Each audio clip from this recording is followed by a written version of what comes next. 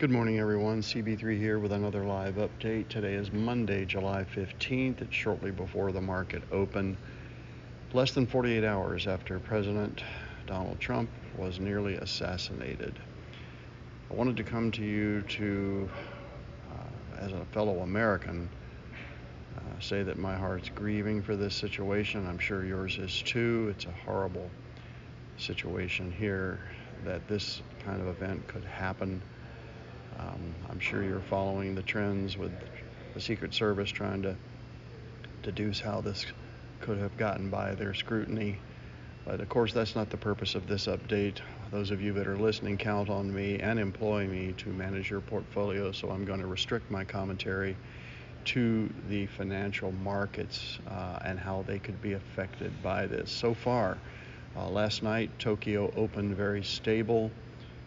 China followed with also stable market conditions. Overall, European stocks are lower today, and U.S. futures are actually trending up in the pre-market, so that's a positive. I think the reason for this is, of course, would be a very different situation had President Trump not survived the assassination attempt, but he did. And he not only survived it, he was defiant as he was carried off stage, as by now hundreds of millions of people have seen the photos around the world. And again, I can't really comment or shouldn't comment on the human aspect of this, because there are plenty of other sources you can go to for that. But from a market point of view, it said stability. And as we all know, stock markets like stability. Incredibly, the Republican National Convention begins in Milwaukee tonight. Trump will speak and accept the nomination Thursday night. His vice presidential candidate could be announced as early as tonight. I will be on this. I will be following it, because all of these events now in a microcosm can and will affect the stock markets. But for now, we are seeing S&P and NASDAQ futures appearing to open certainly on a strong note.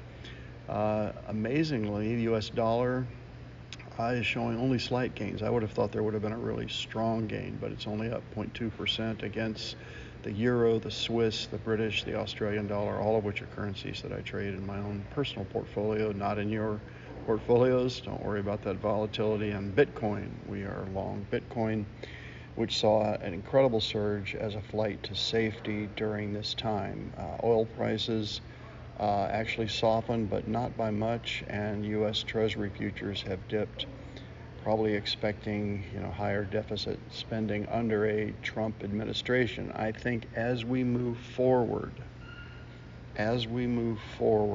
you will see the markets more and more expecting that Donald Trump will be reelected, becoming only the second president since Grover Cleveland to serve split terms. I could be wrong on this, but I'm calling it as I see it. This is not a political statement. This is a market statement. Again, you guys hire me to manage your portfolios, and that is what I'm here to do.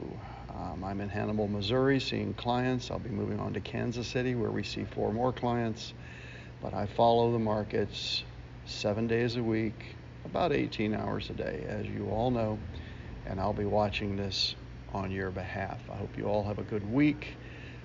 Stay calm. I will share another story when I return to Chicago in my office there about attempted assassinations on presidents and how they survived and thrived. So sorry for the noise here in the lobby of the hotel, but that's where I'm recording this. So there you go. That's the update. Be strong. Have plenty of courage. Your positions are doing well in the markets. We are at, again, lifetime highs in the S&P 500, very close to it in the Dow. The NASDAQ has a little bit further to go, but in general, we should be set for a pretty good week, especially depending on the outcome of the fervor generated at the Republican National Convention.